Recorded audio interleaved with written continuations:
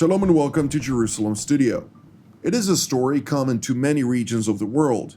Two neighbors and an enclave between them, with one country holding the edge in geography and the other in demography, leading to persistent conflict.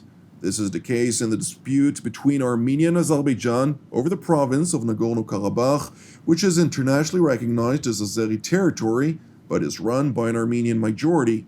In today's panel, we will provide an Israeli perspective to the conflict, since it has been accused of siding with Azerbaijan, despite repeated claims by Jerusalem of strictly maintaining its neutrality. To do so, we're joined from Central Israel by Dr. Eran Lerman, who is the Vice President of the Jerusalem Institute for Strategy and Security and a lecturer at Shalem College in Jerusalem. Welcome. Thank you. Also joining us from Jerusalem is Professor Zeev Khanin, who is an expert on Russian and Middle Eastern studies at Ilan and Ariel University. Thank you for joining us. Thanks to be with you. And with me here in the studio is our TV7 analyst, Mr. Amir Oren. Amir, give us a broader understanding. Where is this conflict currently and where are we heading to?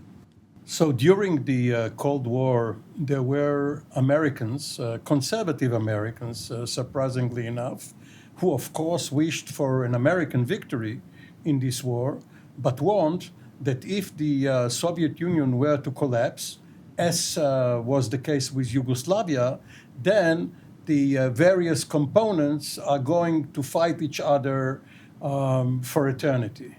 And this is indeed what happened when the Soviet Union disintegrated in the early 1990s, when the republics of Azerbaijan and Armenia turned against each other, especially because of this enclave, Nagorno-Karabakh, which the Soviets at the time made sure will be populated by more Armenians than Azeris. Now, for Israel, Azerbaijan is a key ally in the Caucasus because of its proximity to Iran. Armenia is a neighbor of Iran too, but Azerbaijan, because of its oil, which it sells to Israel, because it can give Israel facilities or access to Iran, and because it buys weapons from Israel, Azerbaijan is a more important partner for Israel.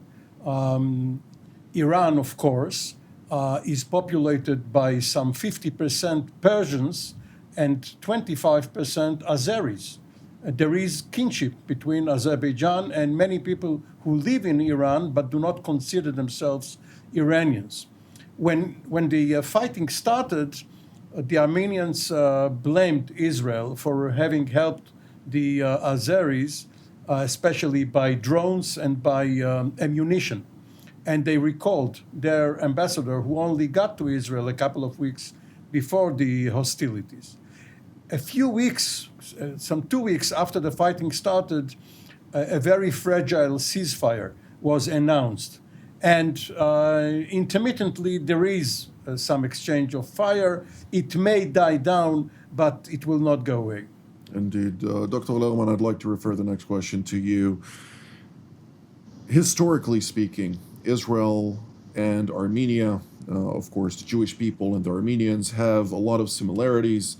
And when we're talking about the feelings, which I hear among many Israeli officials, they would rather support Armenia on those grounds than anything else. But Azerbaijan has been, as Mr. Oren stated, a vital strategic partner, and rather than feelings, Israel is seemingly more adamant on preserving the realpolitik, if you will, the supporting of Azerbaijan with regard to Iran, but trying to somehow remain in between Armenia and Azerbaijan as a neutral actor.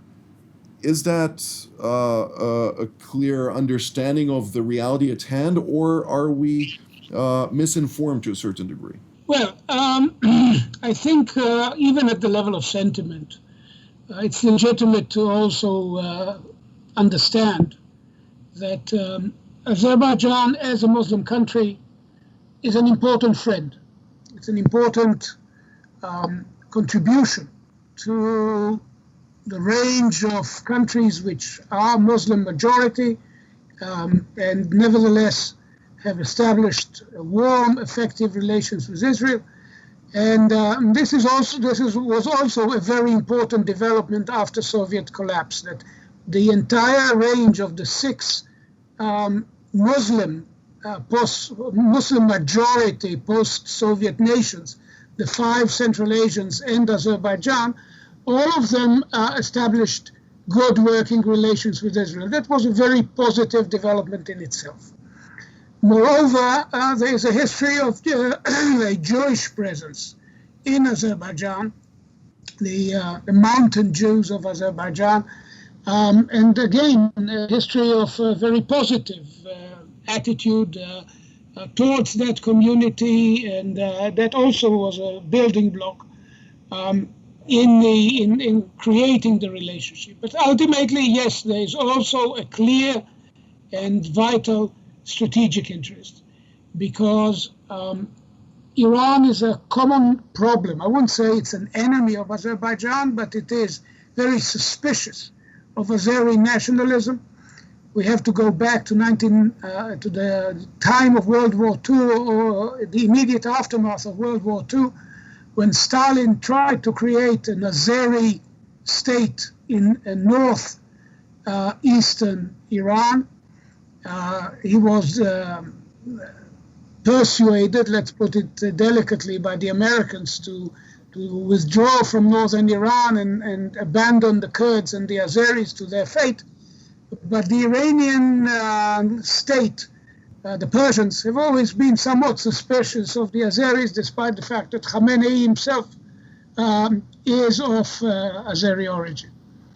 And therefore, Israel found common language, common ground with Azerbaijan also at the strategic level. And the relationship with Baku has been very good.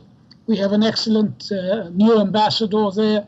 By the way, the first ever Christian Arab ambassador in the Israeli Foreign Ministry, George Deek, an excellent guy. And relationship with the Azeris have, I would say, a strategic dimension, but this is not the only dimension. Having said all this, yes, I wish there was no war with Armenia. We have historically a warm attitude towards the Armenian people. Like the Jews, Armenians are a nation that's defined by a combination of national history, language, and religion. We have been minorities side by side in many places, including American communities. I wish there was no conflict, but the truth is that the Armenian government overtook a province of Azerbaijan, Nagorno-Karabakh, as an Azeri province in the early years after Soviet collapse. And this situation has now persisted for a generation, and it needs to be settled around the table.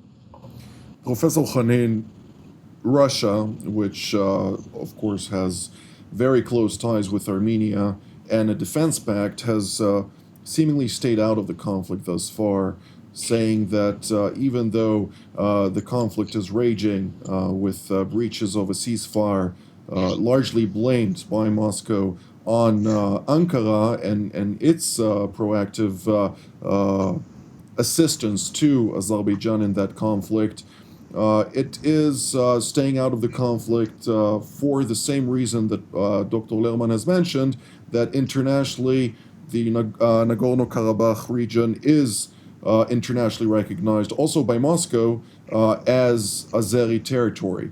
And the Azeri armed forces seemingly have not advanced into Armenian territories, and therefore Russia stays out. Do you see this now shift to a certain degree if Turkey will take more of an active stance there? And to what degree is Israel now concerned with the growing influence of Ankara in Baku, considering the more than chill relations between Ankara and Jerusalem? Well, you asked three different questions, which demand three various answers. But before answering all three, with your permission, we'll take a minute in order to continue a little bit the line of Dr. Lerman and to address the Israeli issue from the Jewish point of view, if you please.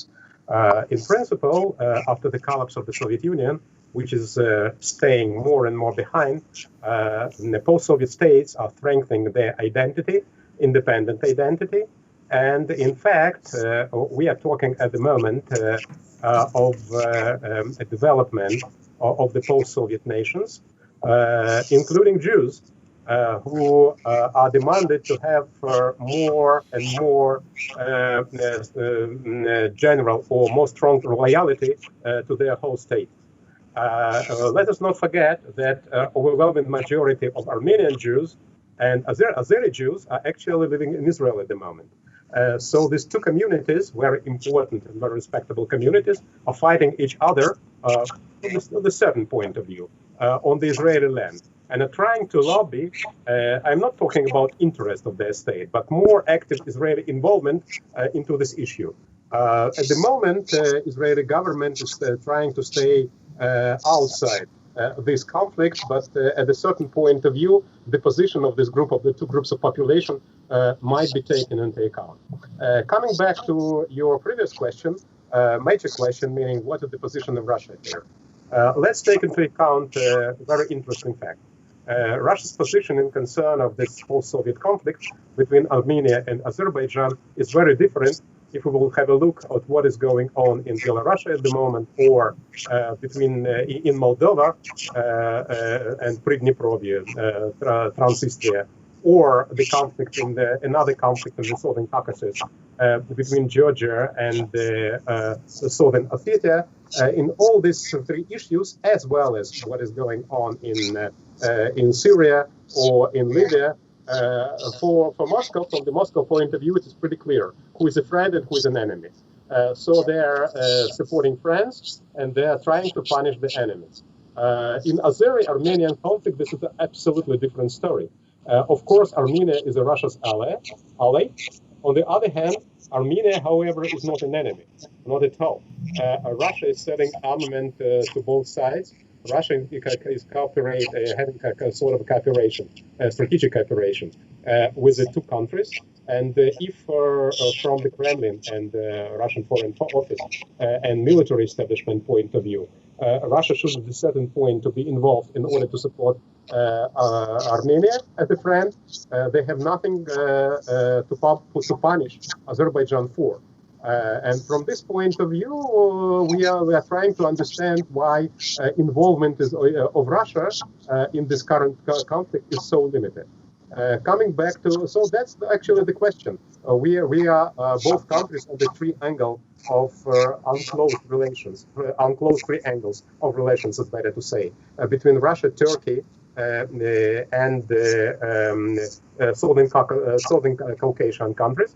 And from the Russia point of view, it doesn't have any sense to be in a hurry so quickly, to make so quickly, to declare their support and to involve on the side of Armenia, because first of all, they are not interested to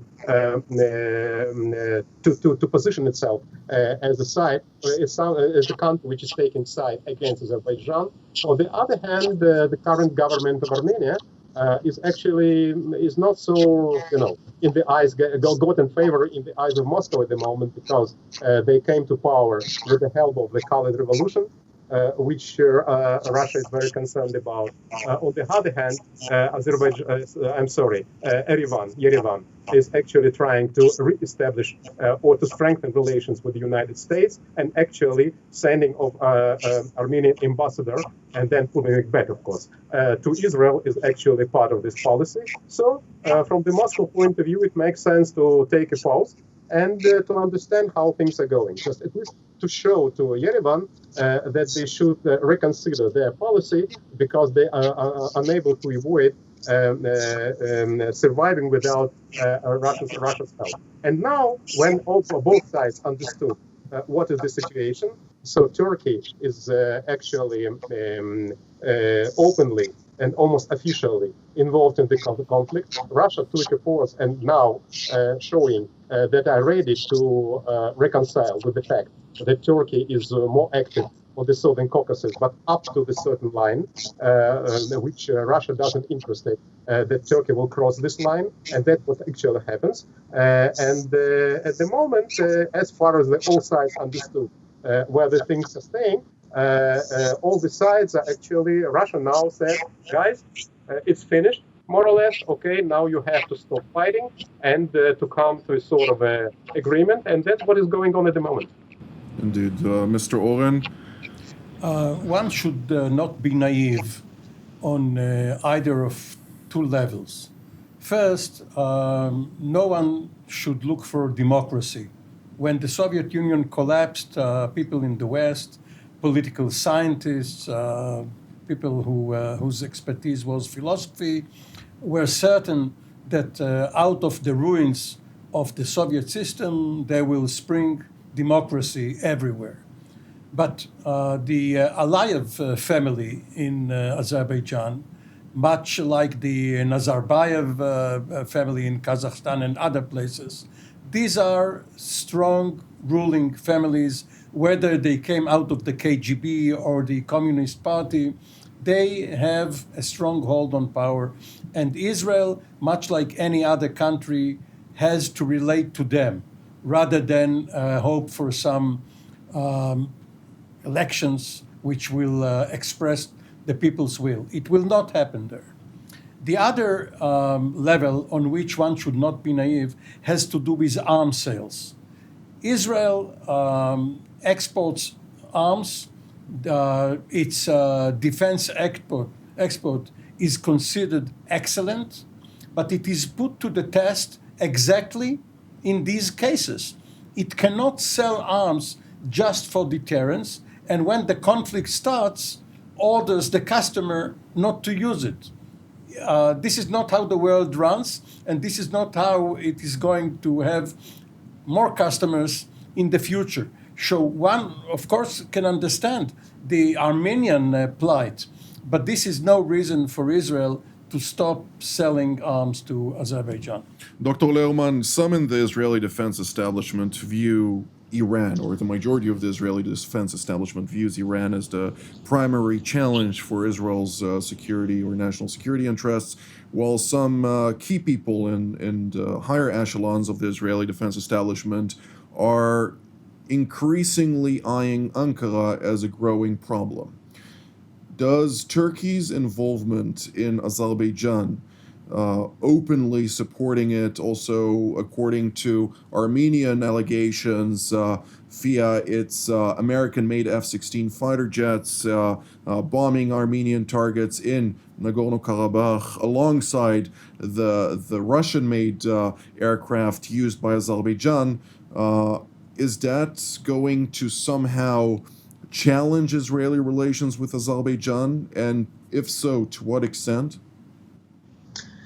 Well, clearly this is an unpleasant situation in which we find ourselves, let's say, with some of our weapons in the service of a nation which is in conflict, supported by a country which is increasingly hostile to Israel.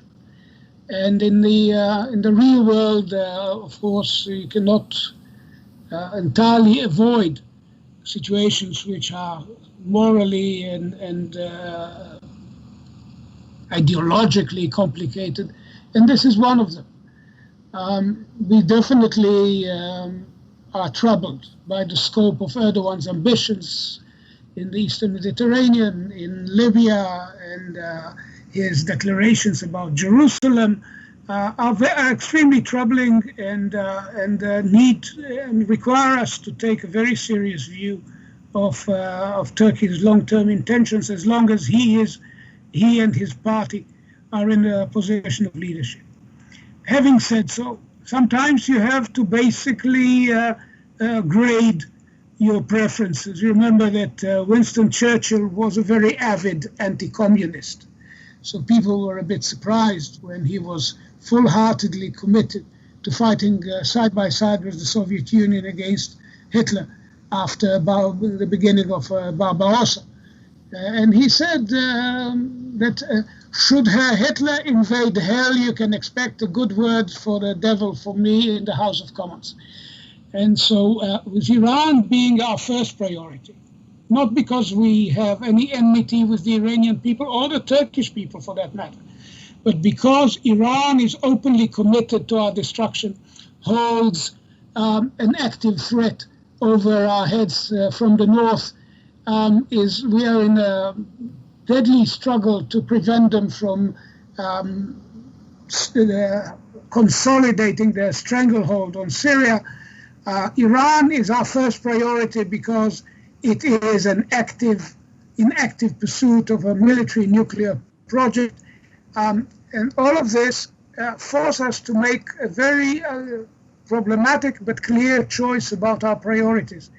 And insofar as Azerbaijan is a key element that has colored our choices.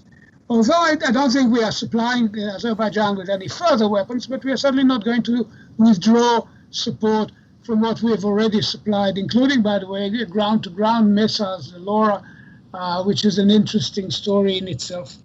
I would say that in terms of the Turkish challenge in Baku, it is actually important for Israel to be perceived in Azerbaijan as a reliable friend, because otherwise Turkey would use it to undermine and destroy our position there, which is very much not in Israel's long-term interest, not in Azerbaijan, not in Central Asia, and therefore sustaining our position from the point of view of the Azeri leadership as a reliable friend, not ally, but friend, is in itself important, particularly because of the Turkish challenge. Indeed. Professor Khanin, to what degree do the similarities between the Russian Orthodox Christians and the Armenian Orthodox Christian actually bolster the relations between the two countries? We know that Russian President Vladimir Putin is a devout Orthodox Christian who is very vocal about his support to other Christian countries of the same Christian nature. Is this a stimulus for strengthening the relations between Moscow and Armenia, for that matter? And to what degree do you see this actually impact the Armenian community, which is also, even though a small minority, a significant minority in Israel? Do you see them playing more of an active role in trying to lobby even more the Israeli authorities in order to, if not support Armenia, at least take a less active role in military shipments to Azerbaijan? Okay, first of all, as I said, if we will take pro-Armenia and pro-Azerbaijan lobby in Israel, majority of Jews of the both communities are living in Israel, so activists from the both sides are trying to lobby interests of the countries of our region. However, I believe that more important that two countries have lobbies or groups of interests that promote the development of relations between Israel and these countries in Israeli Knesset and in Israeli government. I believe that at the moment, as far as can we understand the issue, the Israeli establishment, military, political, diplomatic establishment is trying to stay aside from this conflict. Whether it will change in the nearest future, I am not so sure. Well, that's one point. The second point concerning your first question, the similarity between the religious identity and so on and so forth. I hope I will not be too rude if I would say that in Moscow they're talking a lot about that, but all that is remains on the level of phraseology rather than steps in fact. Of course, between two churches, there is a strong cooperation and so on and so forth. However, both Orthodox churches, Armenian Orthodox and Russian Orthodox, are talking about the brotherhood and cooperation and exchange, which is, on the other hand, does not prevent from Armenia talking about brotherhood with Russia to be a strong ally with Iran, which is ruled by the radical Shia Muslim jihadist establishment. On the other hand, Russia was involved in war with another very orthodox, Christian country, which is Georgia, Georgia, and the long history of the brotherhood and cooperation didn't stop either side from coming into the conflict with each other. We will have a look what is going on in relations between Ukraine and Russia and Christian Orthodox churches of both countries. We will also have to take into account that it's probably not the major point. And finally, coming back to your first question, what about Turkey? If just a brief review of the publication, very brief, professional because you have about 30 seconds. Media, meaning in Moscow, which of course reflects the positions of various factions in the Russian government and Russian political and diplomatic establishment, we come to the two opposite conclusions. On one hand, one group believes that as far as Turkey is not the United States, Russia should permit Turkey to be active on the Southern Caucasus, on the side of Azerbaijan, because cooperation with Turkey for Russia is more important than the issue of Armenia at the moment. The other group believes that, on the contrary, Russia is not happy at all with the Turkish involvement. However, it was invested too much efforts into re-establishment, reapproachment between Ankara and Moscow. So at the moment, they are ready to wait how things are going. Well, this is all the time that we have for today, so I'd like to thank Dr. Lerman, Professor Khanin, and Mr. Oren for being with us on today's panel, and I'd like to thank our viewers as well, and we will see you next time.